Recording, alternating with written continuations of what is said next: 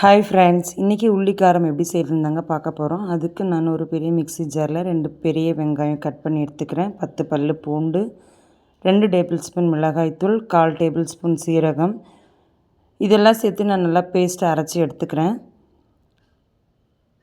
ஒரு வானல் நல்லா சூடேறினதும் 4 டேபிள் ஸ்பூன்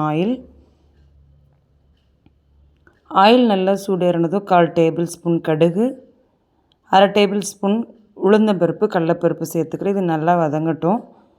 இதோட ஒரு 15 பல் பூண்டு, 2 காஞ்ச மிளகாய், இது நல்லா வதங்கினதுமே நம்ம அரைச்சி வச்சுக்கிற பேஸ்ட்டு சேர்த்து நல்லா வதக்கிக்கலாம். ஒரு கொத்து கருவேப்பிலை சேர்த்துக்கோங்க. இது ஒரு 5 நிமிஷம் நல்லா வதங்கட்டும். நான் அதுக்குள்ளே ஒரு கட்டு பாலக்கீரையை எடுத்து நல்லா கழுவி சின்ன சின்னதாக கட் பண்ணி எடுத்து வச்சுருக்கேன். தேவையான அளவு உப்பு, ஒரு சிட்டிகை மஞ்சத்தூள் சேர்த்து கீரையும் சேர்த்து நம்ம நல்லா கிண்டி விடுவோம். கீரையில் இருக்கிற எல்லா தண்ணியுமே இறங்கி கீரையும் மசாலாவும் ஒன்று சேர்ந்து நல்லா வேகும். வெந்து ஒரு திக்னஸ்ஸாக ஒரு கெட்டியாக ஒரு பதத்துக்கு வரும். அந்த பதம் வந்ததுமே ஒரு எலுமிச்சம்பழம் சைஸ் அளவுக்கு புளி எடுத்து இந்த திக்னஸில் கரைச்சி சேர்த்துக்கலாம். சேர்த்து ஒரு 5 நிமிஷம் கொதிக்க விட்டு எடுத்திங்கன்னா உங்களுக்கு உள்ளிக்காரம் ரெடி ஆகிடும். இது போல் பாலக்கீரையை வச்சு வித்தியாசமான முறையில் நீங்களும் செஞ்சு ட்ரை பண்ணி பாருங்கள்.